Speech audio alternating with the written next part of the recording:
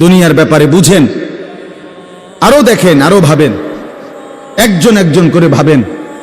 দুনিয়া আরো যদি সাজান, খোদার কসম ক্ষণিকের ক্ষণিকের ক্ষণিকের অল্প সময়ের দুনিয়া চমৎকার সাজাইয়াও তৃপ্ত হইতে পারবেন না, তৃপ্ত হইতে পারবেন।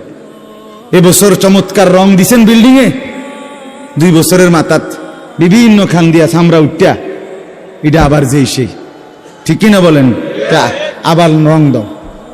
এই সোফা চমৎকার বানাইছিল, ওই যে বার্নিশ নাই, দেখেন এই যে সোফা, এটা এই যে দেখেন, কথা বলেন না, এই সোফা এটার মধ্যে আসেনি ওন বার্নিশ, তো এটা আবার কি করতে হইব?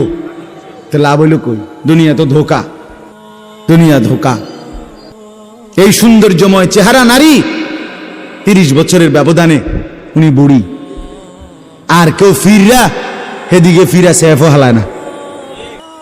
আজ যেই যুবতী, যেই বেহায়া নারী, বেপর্দা মহিলা বাজারে বাজারে ঘুরতো, যৌবন, আরে সেটা তার সম্পদ না, তারটা হইলে তো নিজের হইলে তো সে কখনোই বুড়া হইতো না।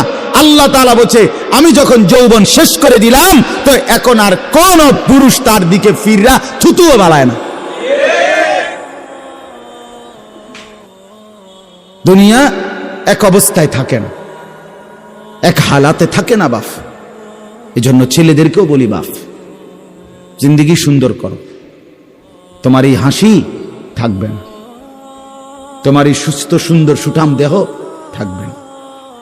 আন্তরিকতা নিয়ে শুনলে, নিজের ভিতরে নেক মানসিকতা যদি থাকে, গ্রহণ করার মানসিকতা, তাহলে অল্প কথাতেও ফায়দা হয়। আর গ্রহণ করার মানসিকতা না থাকলেও 50 বছর শুনলেও গুনার অভ্যাস ছুটে না। দেখেন না, 70 বছরের বুড়া মানুষ চা দোকানে টেলিভিশন দেখে, তাহলে এত বড় বুড়ো মানুষ, মুরব্বী, উনি এখনো যদি বিড়ি খায়, সিগারেট খায়, এখনো যদি চা দোকানে টেলিভিশন দেখে, তো ওনার এই মন্দ অভ্যাস, বদ অভ্যাস কত বছর পরে ছুটবে? উনি আরো কয়শো বছর বাঁচলে গিয়া বুঝবে এটা গুনাহ। আর ওনার আর মেয়াদ আছে কি?